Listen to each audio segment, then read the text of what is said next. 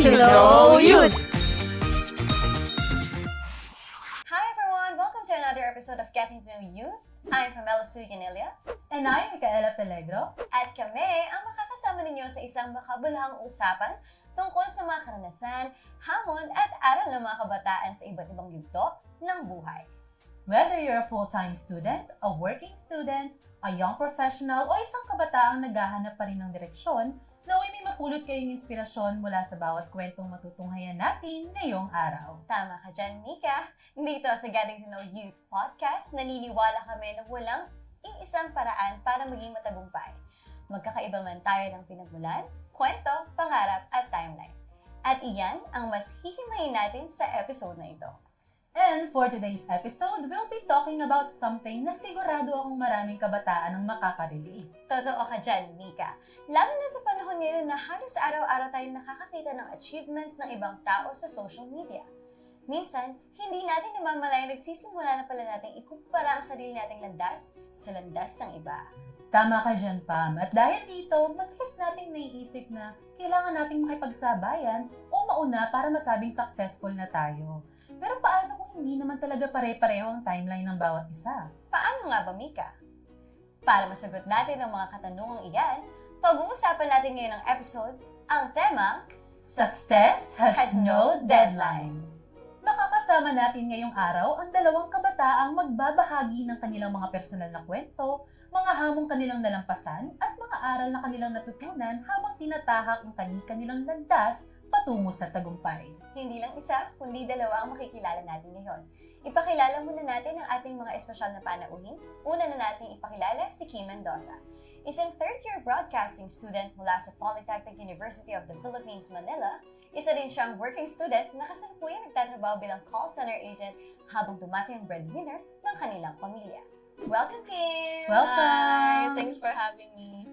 At bukod kay Kim, makakasama rin natin si Ricky Eroyla, isang fourth-year Accounting Information System student mula sa University of Caloocan City. Kasalukuyan din siyang intern habang ipinagpapatuloy ang kanyang pag-aaral. Welcome, Ricky! Hi Pam, hi Mika, thanks for having me. Maraming salamat at pinaunlakan niyo kami ngayong araw na ito. At masaya kaming marinig ang mga kwento niyo na ibabahagi mamaya. At excited na kaming marinig ang inyong mga kwento, but before we dive deeper into today's conversation, simulan muna natin sa ating Getting to Know You check-in. For our Getting to Know You check-in, dito mas makikilala pa natin ang ating mga guests. Hindi lang sa kung ano ang kanilang mga na-achieve, kundi pati na rin kung sino sila at kung saan sila sa kasalukuyang season ng kanilang buhay. Simple questions lang ito, walang tama o maling sagot. Ang goal lang natin ay magkaroon ng mas natural na usapan at mas makilala pa kayo bago natin palalimin ang ating usapan. Ready na ba kayo? Ready Yes, na! ma'am. Perfect! Mukhang handang-handa na sila, kita naman sa kanilang mga reaksyon. Excited na rin kaming marinig ang kanilang mga kwento. Ano pang hinihintay natin? Tara, samahan ninyo kami sa usapan natin ngayong araw. Simulan na natin! For question number 1, kung bibigyan mo ng title ang current chapter ng buhay mo ngayon, ano iyon at bakit? Yes, Kim? For me, I would call it metamorphosis. Parang yung sa butterfly lang, ganun. Because as young adults, we are in the transition stage, right? So, I'm not yet sure at what stage pa ba ako as of now, or kung I'm starting to grow as a beautiful butterfly, but still, I'd like to call this chapter Metamorphosis. Metamorphosis. Lalim. Best Ako friend. ba yun? Ano yung metamorphosis? Spell ko sana, tawag na lang pala. Honestly speaking, ang ganda ng sagot niya. So, sobrang ganda, hindi ko alam ito. Pero, actually, kay Kim talagang makikita natin yung reason niya yung parang daman natin kung gaano kaganda yung Totoo. pagkakabahagi niya ng kung bakit metamorphosis. Kasi nga naman, she's still growing. Hindi pa siya sure, unsure pa siya. Pero, bawat isa ay may kwentong maaaring sisilbing inspiration sa iba eh.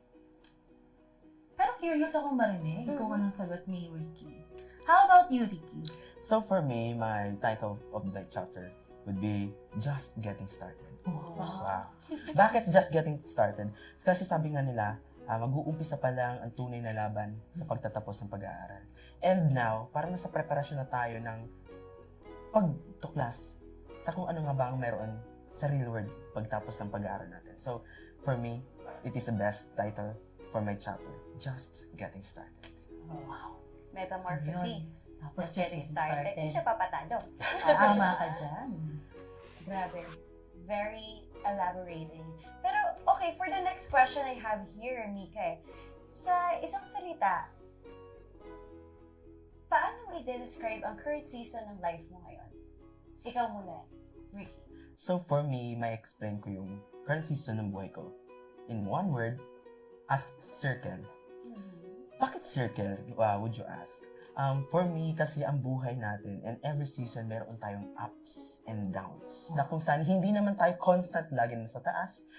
We do experience frequently ang mga downs. But, as I mentioned, ang buhay ay hindi lamang nasa ibaba, ang buhay hindi lang nasa itaas.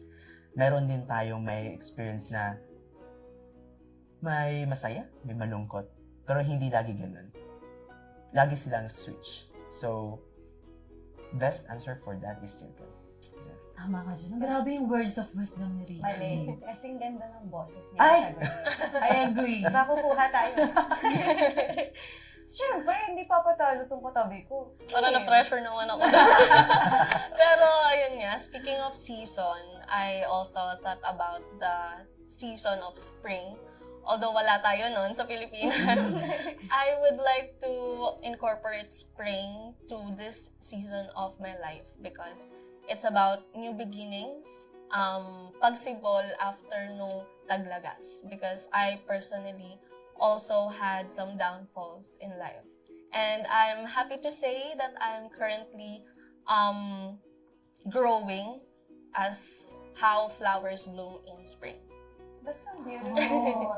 Gusto ko yung mga salitang sinasabi niya, butterfly, flowers, babae. Hindi mo na matatanong. Tinuruan ko kasi. Ay. Ang interesting, no? Sa isang salita lang, ang dami na nating natutunan tungkol sa kanila. Diba? I can agree and I can vouch that. Kasi sigurado din ako na may sariling salita rin naiisip ang ating mga viewers. Tama. Siyempre, marami tayong manonood ngayon. Nakaantabay din sila sa ganitong episode natin. Tama ka dyan, Pam, no? At huwag na nating patagalin pa. Let's go to our third question. Third na agad? Yes! Na nga. Ano nga ba ang isang bagay na ipinagmamalaki mo sa sarili mo ngayong taon? Let's start with you, Kim. For me, it's taking a leap or taking risks. Kasi, especially now that we are on that stage, becoming a young adult, may mga bagay tayo na natatakot tayong itry, 'di ba? Kasi parang akala natin kulang na experiences natin, ganun. Pero yun palang mga naranasan natin sa youth natin. Kahit na sinasabi ng iba na bata ka lang, malalagpasan mo rin yan. Totoo pala yun na malalagpasan mo nga siya, pero may madadala kang lessons with them. So, yeah, I'm proud that I am also able to take risks at this stage of life. And I want you to know that you did well. Oh, Yes. thank you. Parang ako din, feeling ko proud na proud. Hindi, you did well din. Sige, Ay, you sige, did well. sige. Pero syempre, gusto ko din marinig yung kay Ricky. Of course! Sa So- ganda ng boses yan, hindi yung papatalo. Take it away, Ricky. So for me, leaving my comfort zone, leaving my box of comfort zone. Why? Because kasi staying at your comfort zone makes you stagnant. There's no improvement at that. Parang it circles you up in a repeat cycle. Gaganon lang siya at gaganon. But living on that circle, and living on that comfort zone, you will eventually rediscover something new about yourself. You will rediscover something new about the environment na hindi lang pala ito yung maaari mong maitik, hindi lang pala ito yung maaari mong magawa. Totoo. So, there's a kaizen, a continuous improvement in your life. There's growth about leaving your comfort zone. So, that's the parang naano ko sa life ko ngayon. Ang ganda ng sinabi mo kasi I remember one of my professors said, Wow. syempre, May ako reference. hindi ako matatawa. Sabi ng professor ko, live as if you'll die later. And tumatak siya sa isip ko. And upon hearing your words, parang sinasabi mo na, despite of everything, you just have to live. Breathe in and everything will be okay. Ang Yeah. ganda. And I want you to know na you did very well. Yes. Thank you very much. Minsan kasi mas madali nating sabihin na yung mga napapansin natin, yung mga mistakes, yung mga hindi natin na-achieve agad, akala natin it's a hindrance eh. Yung mga bagay na hindi pa natin naaabot, yung mga maliliit na bagay na nagpapaalala sa atin na failure, na hindi natin siya maaabot basta-basta, yun pa yung mga bagay na nagsasabi sa atin na, baka may mas better. Yeah. Na baka, kaya ka na-stop kasi may mas better.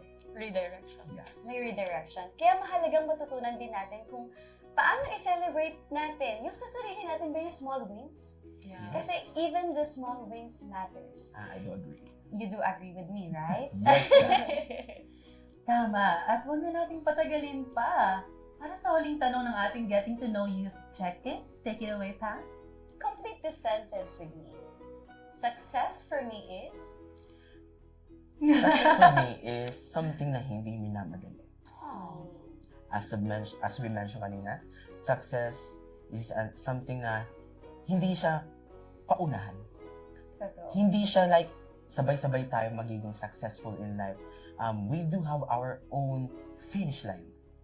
Yeah. So yun yung ano, success is for me, is hindi minamadali. Totoo. Tama. That's a great one. How about you, Kim? For me, I'll keep it short. Success is personal. Because may kanya-kanya tayong definition of success, may kanya-kanya tayong timeline sa pag-abot ng success na yun. That's a That's great one. Magkaiba sila ng sagot, pero isa lang yung ibig sabihin. Totoo, sobrang inspiring ng mga naging sagot nila today. At kahit na magkakaibang yung mga pananaw, isang bagay ang tumatak sa akin. Ano yun? Ang success ay hindi lamang tungkol sa pag-abot sa isang pangarap, kundi pati na rin sa prosesong mamumubog sa atin habang tinatahak natin ito. Eto ka pa, Mika. Ang mas malalim pa nating pag-uusapan sa episode natin ngayong araw, dagdagan mo. Pakilala mo. Halina't? Gumaganda na eh. Halina't simulan na natin tuklasin kung ano nga ba talaga ang tunay na kahulugan ng success at bakit parang may deadline tayong ipinapataw sa ating mga sarili. Ngayon mas nakilala na natin ang ating mga panauhin, simulan na natin ang mas malalim pang usapan. Madalas kapag naririnig natin ang salitang success, iba-iba agad ang pumapasok sa ating isipan. Para sa iba, ito ay pagtatapos ng pag-aaral, ang iba naman ay ang pagkakaroon ng magandang trabaho, sariling bahay, o pagtulong sa pamilya. Pero ang tanong, Mika, pare-pareho nga ba talaga ang ibig sabihin ng success para sa ating lahat? Malalaman natin yan as we go along this. Habang tumatanda tayo, napapansin din natin nagbabago ang definition natin ng success. Nung bata tayo, sapat na makakuha ng mataas na grades o makabili ng gusto nating mga gamit.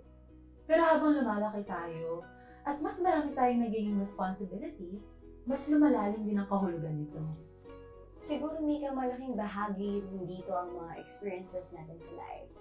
Kung saan tayo nanggaling, ano ang ating mga pinagdaanan, at ano ang mga bagay na talagang mahalaga para sa atin. Kaya, ating itong sisimulan sa isang simpleng tanong. Kim, I'll start with you. Kapag naririnig mo ang salitang success, anong unang pumapasok sa isip mo? For me, pag naririnig ko yung success, parang dapat immediately after that, may growth. Kasi sa atin, karamihan, once na ma-achieve na natin yung specific goal, parang naghahangad pa tayo ng mas mataas.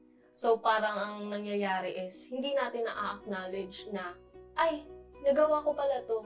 Na-achieve ko pala yung goal ko. So parang hindi tayo nagiging grateful, ganun, na kahit pa paano may growth na nangyari. So yun, moving forward, parang gusto ko sanang ma-acknowledge natin yung sarili-sarili nating growth and ma-revise kahit pa paano yung definition ng success. Napakagandang perspective nun, Kim, no? Kasi ako naniniwala ako na yung mga delays, may purpose yun eh.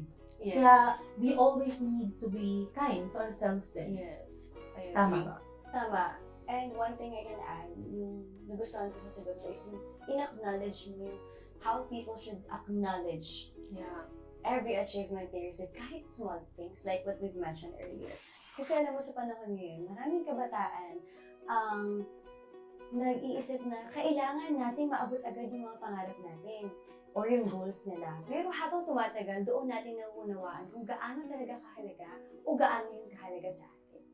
Ikaw naman, Ricky. Siyempre, di kita kakalimutan. Anong ibig sabihin ng success para sa'yo? So to add up lang sa sinabi ni Kim, na even though we achieve our goals, would you ask yourself, was it worth it? Is there a sense of fulfillment? Kasi if there's none, there's no success in there. Nakuha mo lang siya without your satisfaction in yourself. My real definition of success was achieving your goals while fulfilling or while having a sense of fulfillment. And then there's a sense of growth, as Haser mentioned earlier, na there's still continuing growth while satisfying yourself with the fulfillment na nakuha mo na yung goals mo. And that's my real definition of success. Ang ganda ng sagot mo kasi bukod sa dinagtungan mo yung sagot ni Kim, mas in-emphasize mo rin yung idea na, dapat connected kami. So yung sagot namin parang bibigyan namin na yung viewers ng dahilan para makinig kayo, na i-acknowledge nyo kahit papano na hindi hadlang yung edad or hindi minamadali dapat yung edad para abutin yung mga pangarap. I love it. I love that. Yeah. Kaya alam niyo habang nakikinigan ako sa inyong dalawa, napansin ko na kahit magkaiba man yung naging kwento niyo, pareho yung pinakita na ang success ay hindi lang nasusukat sa mga naabot natin, kundi pati na rin sa mga natutunan natin habang tinatahak natin ang ating sariling landas. At siguro dahil sa mga naging sagot niyo rin, yun yung mga gusto kong iparating sa viewers natin. Na ipaalala sa kanila na walang iisang sukatan ng tagumpay. Magkakaiba tayo ng pinagmulan, pangarap at responsibilidad. Kaya natural lang na magkaiba rin ng timeline ng bawat isa, di ba? Tama ka dyan, no? Kaya mahalagang paalalahanan din natin ang ating sarili na hindi kailangang ipilit ang timeline ng ibang tao sa sarili nating buhay. And I can agree with Mika for that. Dahil kapag nakalimutan natin, unique ang bawat journey. Yeah.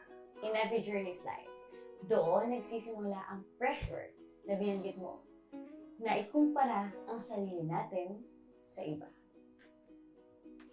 Kanina, napag-usapan natin na iba-iba pala tayo ng pananaw when it comes to success. Pero aminin man natin o hindi, dumarating pa rin tayo sa puntong ikinukumpara natin yung sarili natin sa iba. Ibang tao, ibang bagay, or anything. At isa sa mga bagay na maaaring magpalakas ng pressure na ito ay ang what do you think? Social media. Tama. Totoo yan, Pam, no? Sa isang scroll pa lang, makakakita ka na agad ng graduation photos, bagong trabaho, business milestones, travel photos, o kung minsan, engagement at wedding announcements. Hindi naman natin intensyong ikumpara ang sarili natin, pero minsan po sana na siya pumapasok sa isip natin eh. Na parang ang dami lang nilang naaabot. Kumusta naman kaya ako? Grabe ang bigat kasi yung sinabi mong line na iba-iba na sila naabot, graduation, I also get a chance to experience those. Kasi, syempre, delayed, di ba? Nakita ko yung mga kabatch ko, ay, graduate na sila.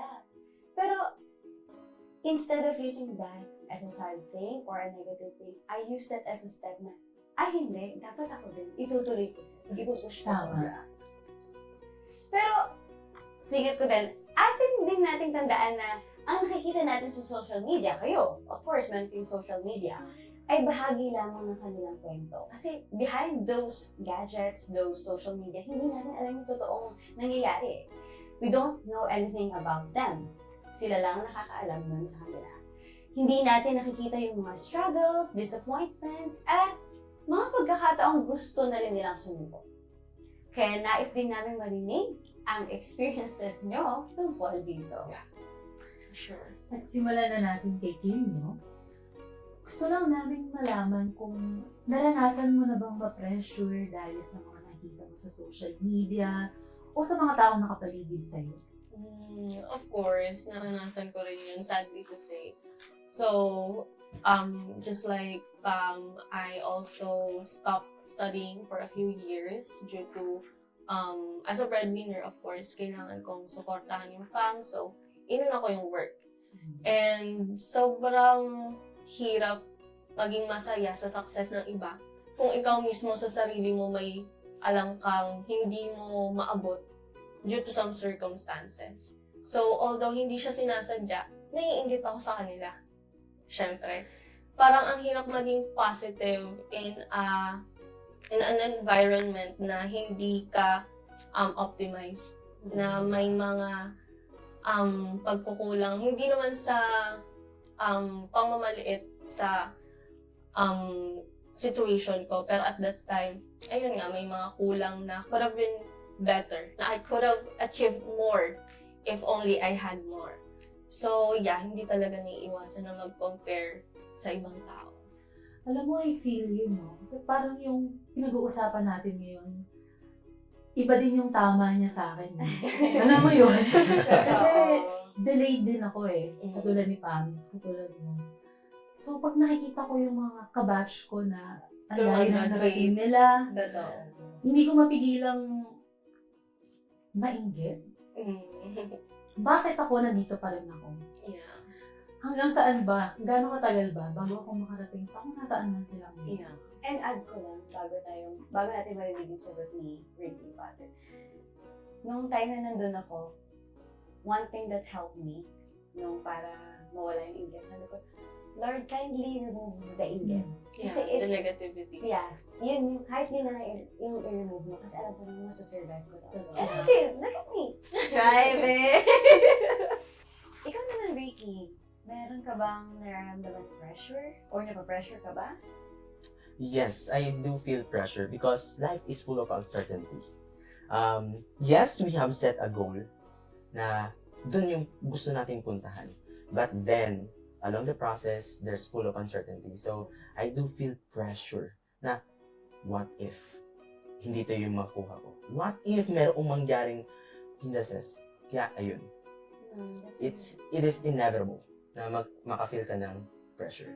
Grabe yung inevitable. Inevitable. Nagustuhan ko yung mga sinabi niya, lalong-lalo siguro nag-stuck sa akin yung sinabi ni Ricky na it's very inevitable, hindi mo mapipigilan yung pressure eh. Kasi in your daily lives, mararamdaman mo siya. Yes. Bilang estudyante, ramdam ko rin na minsan ang daming dapat maabot and yung pressure na sinabi mo kanina, hindi ako parehas, naramdaman ko yun.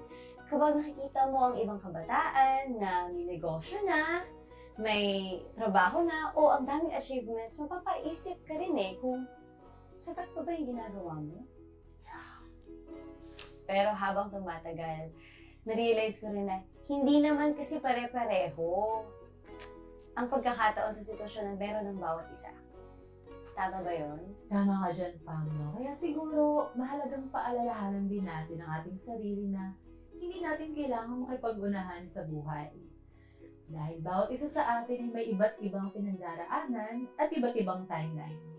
At dahil dyan, gusto rin naming marinig ang pananaw mo, Ricky. Sa tingin mo, paano natin maiiwasan ng sobrang pagko-compare ng sarili natin sa ibang tao? So, ayun. So my previous school kasi, we do have a philosophy there na every student is different in the color of his or her personality.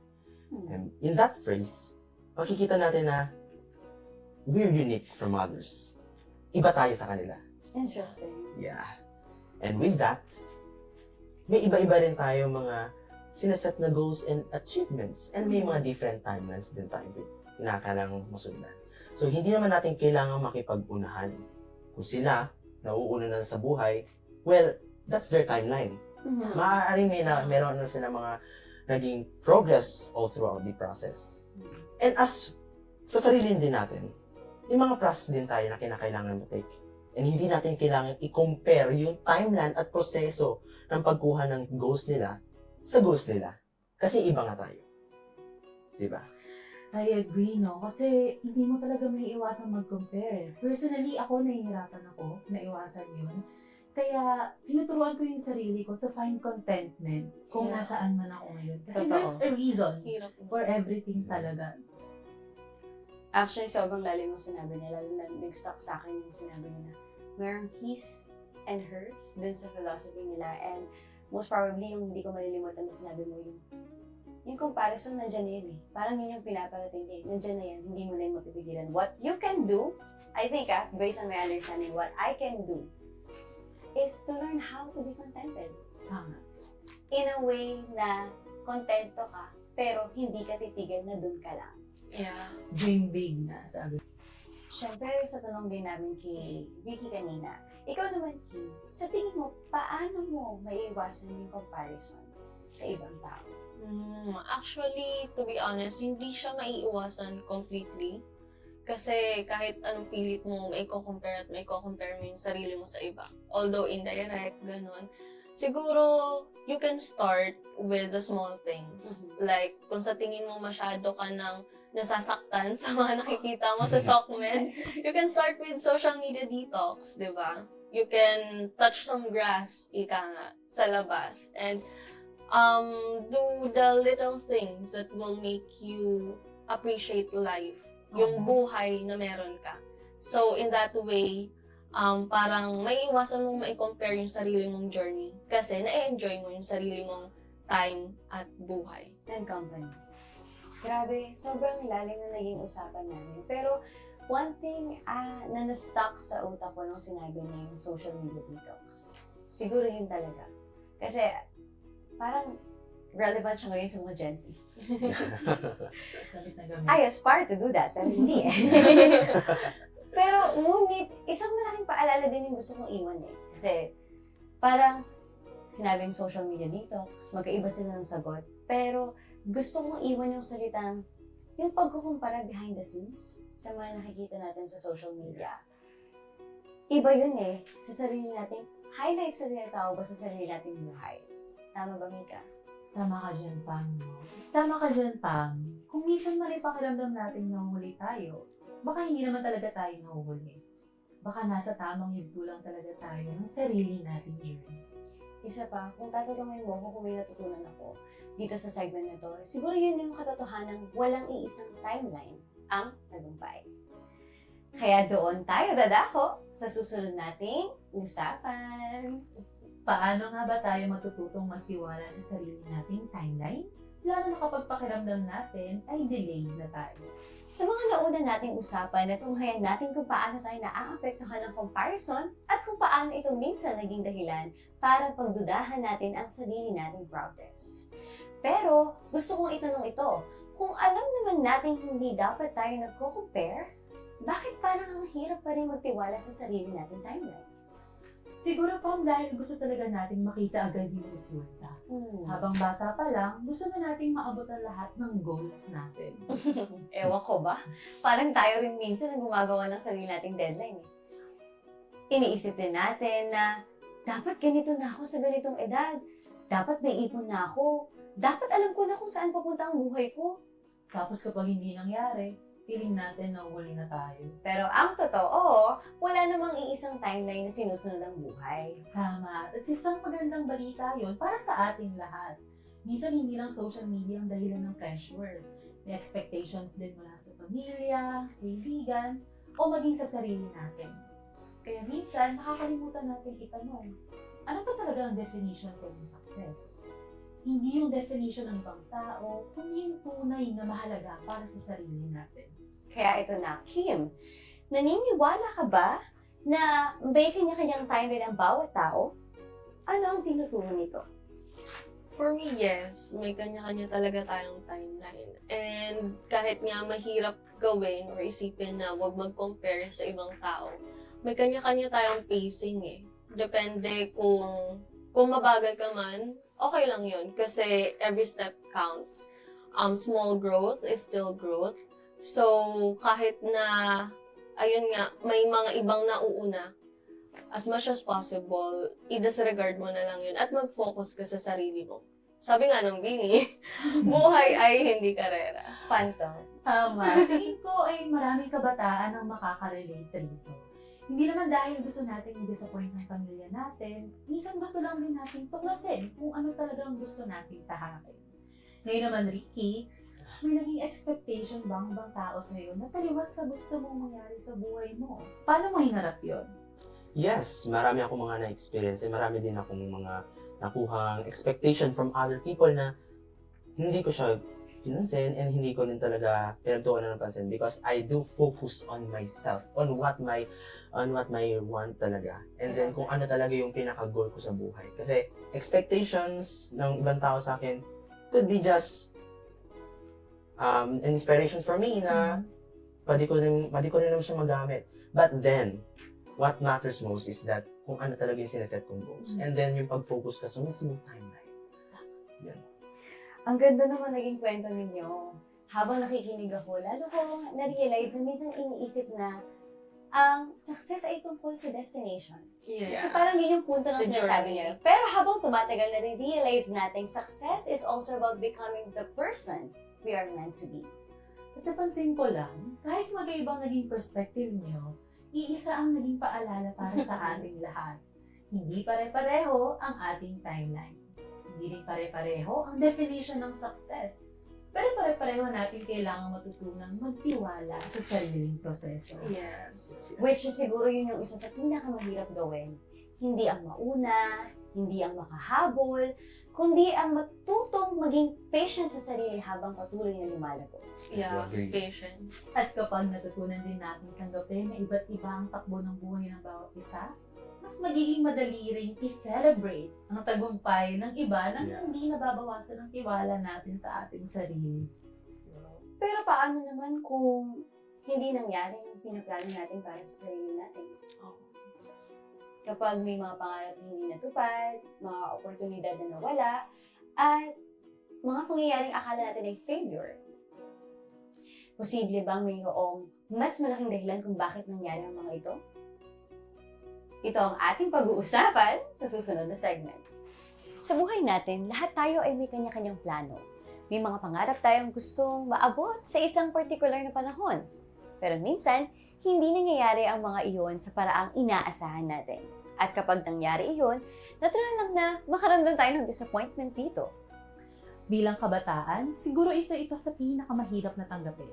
Kapag pinaghirapan mo ang isang bagay, tapos hindi mo nakuha. Kapag may opportunity kang inaasahan, pero hindi dumating. O kaya naman, kapag pakiramdam mo ay ginawa mo naman ang best mo, pero hindi pa rin naging sapat ang resulta. At sa mga pagkakataong iyon, madaling isipin na failure na agad ang nangyari. Pero habang tumatagal, may mga pagkakataon ding doon natin naiintindihan na baka hindi katapusan ng isang closed door. Baka simula pa lang ito ng panibagong direksyon. So Kim, gusto naming simulan sa'yo. May pagkakataon ba sa buhay mo na may bagay kang gustong-gusto mong mangyari, pero hindi natuloy o hindi binigay sa'yo? Personally, yes. Especially nung magsa-start pa lang ako mag-college. Siyempre, may mga dream courses tayo and dream schools. And isa ko dun sa mga hopeful students na nag-set ng goal. So, yun, unexpectedly, hindi ko na tupad or na-achieve yung goals na yun. Hindi ko nakuha yung dream course ko, which is nursing. Hindi ako nakapasok sa UP na dream school ko din. But luckily, another door opened for me. Unexpectedly, pero I'm so happy na nakuha ko pa rin yung redirection na yun. And that's why I'm here with you guys doing this podcast. And I'm very thankful that that redirection happened. Grabe, no? Salamat sa pagbabahagi ng experience mo about it. Kasi isipin mo kapag nasa gitna ka ng disappointment, gusto agad nating malaman kung bakit nangyari yun. And I'm sure you Yeah. asked that. Kung bakit nag-fail. Yes, exactly. Pero pare-pareho ninyong pinili na huwag doon matapos yung kwento niya, di ba? Ikaw, for example, hindi mo doon piniling matapos. How about you, Ricky? Well, masasabi ko na same kami ni Kim na experiences. Because, hindi talaga originally Visayas ang dream course ko. It was BSA, or Bachelor of Science in Accountancy. I could say na opportunity loss yung nangyari sa akin. But then, I will take that as a blessing in disguise. Why? I excel. Yeah. And there's a continuing growth dito sa Visayas.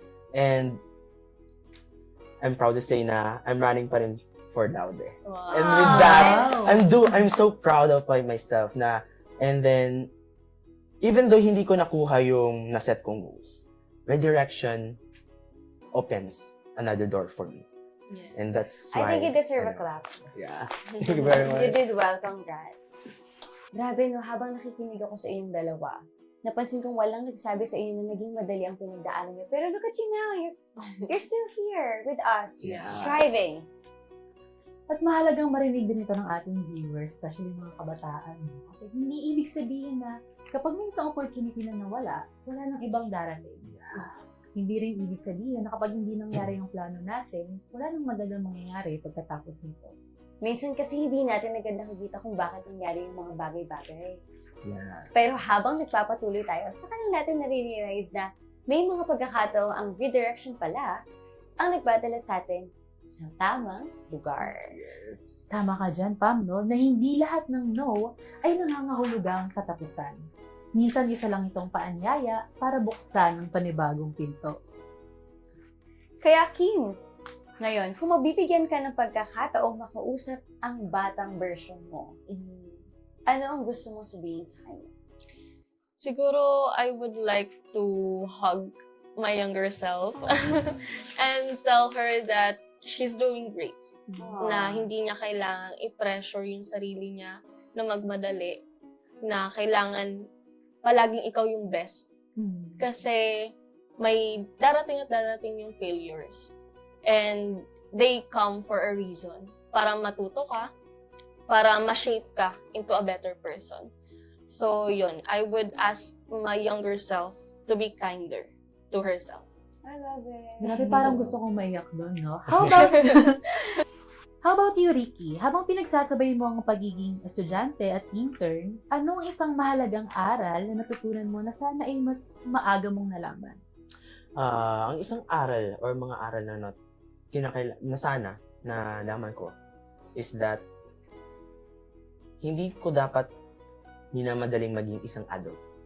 Oh. Yes. And then kung maire-relate ko man lang yung tanong ni Pam, kay Kim, na ano maaari kong sabihin sa younger self ko, well, wag mong mamadaliin ang lahat.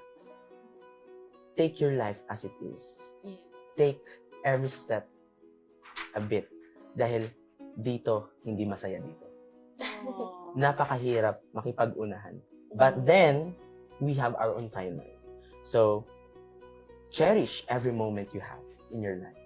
I love it. And that's the point na even though madilim man tayo, at least we're happy along the way. I love it. I love the That's answer. Grabe, ang ganda na naging sagot nyo. From hugging your younger self and hindi mamadali na maging adult. Habang nakikinig ako sa inyong dalawa, napansin ko magkaiba man ang naging or pinagdaanan ninyo o pareho pa rin kayo nagpapatunay na ang bawat karanasan, maging tagumpay man o kabiguan, ay may mahalagang naituturo sa atin. Bago tayo tuluyang matapos, mayroon kaming huling hihilingin sa inyong dalawa. Kumpletuhin niyo lamang ang pangungusap na ito. Success has no deadline because... Let's start with Kim. Because we grow at our own pace. Aww. Siyempre, hindi magpapatalo si Ricky. Success has no deadline Because we are continuing to grow. Right? We're continuing to grow. There's a continuing, even though we achieve our goals in life, we should not be stagnant on that. We should not stay on that. We should still growing. And that's why there's no deadline. Napakagandang paalala mo. At siguro yan ang puso ng buong usapan natin ngayong araw. Yes. Grabe, ang dami natin pinag-usapan. Ngayong araw, natutunan natin na ang success ay hindi nasusukat sa bilis ng pag-abot sa pangarap, kundi sa tapang na magpatuloy kahit iba ang magiging takbo ng ating paglalakbay. Hindi natin kailangan makipag-unahan. Ang mahalaga ay patuloy tayong sumusulong, natututo at lumalago. Grabe, maraming salamat sa ating mga butihing guests sa Thank pagbabahagi you. ng inyong mga karanasan at mahalagang aral. Tunay na napakayaman ang ating naging usapan ngayong araw. Thank you. Thank Thank you you for very having much. us. Thank you very much, Mika. Oh my You're God. welcome. Thank you also. Yes. Ngayon, hindi lang tayo nakarinig ng iba't ibang kwento. Mas lalo rin natin naunawaan na walang iisang swatan ng tagumpay. Hindi man pare-pareho ang bilis ng ating paglalakbay, hindi nito nababawasan ang halaga ng ating mga pangarap. Ang bawat isa sa atin ay may sariling panahon ng paglago at pag-abot sa tagumpay. Kaya sa bawat kabataang nanonood ngayon, kung pakiramdam mong mabagal ang takbo ng buhay, kung pakiramdam mong nahuli ka, naway maalala mo itong simpleng katotohanan. Hindi pare-pareho ang ating sikula. Hindi pare-pareho ang ating pinagdaraanan. At hindi rin pare-pareho ang ating timeline. Ang mahalaga ay magtiwala tayo sa sarili nating kakayahan at sa sarili nating paglalakbay. At higit sa lahat, huwag natin itong sukuan dahil bawat akbang ay may naituturo at may kahulugan. At bago tayo tuluyang magpaalam, nais namin mag-iwan ng isang simpleng paalala na sana ay madala ninyo hindi lamang pagkatapos ng episode na ito, kundi maging isa inyong sariling paglalakbay. Ang tagumpay ay hindi nasusukat sa kung gaano tayo kabilis makarating sa ating mga pangarap. Mas mahalaga ang mga hakbang na ginagawa natin, ang mga aral na natutunan natin, at ang tapang na ipagpatuloy ang ating sariling journey.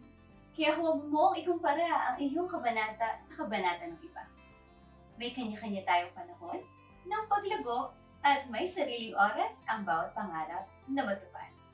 Maniwala ka sa iyong proseso, kahit mabagal man ang pagpusad, basta patuloy kang lumalaban at hindi sumusuko, papalapit ka pa rin sa tagumpay na para sa iyo.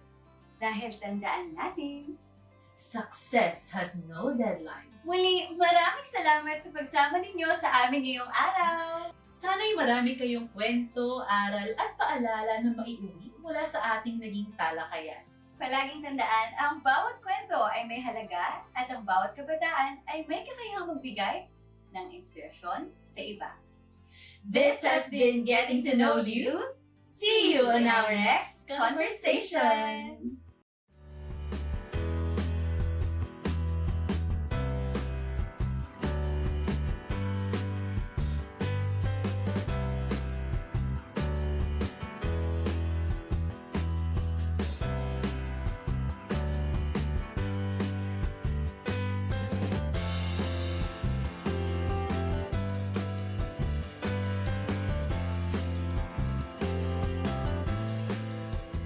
Getting to know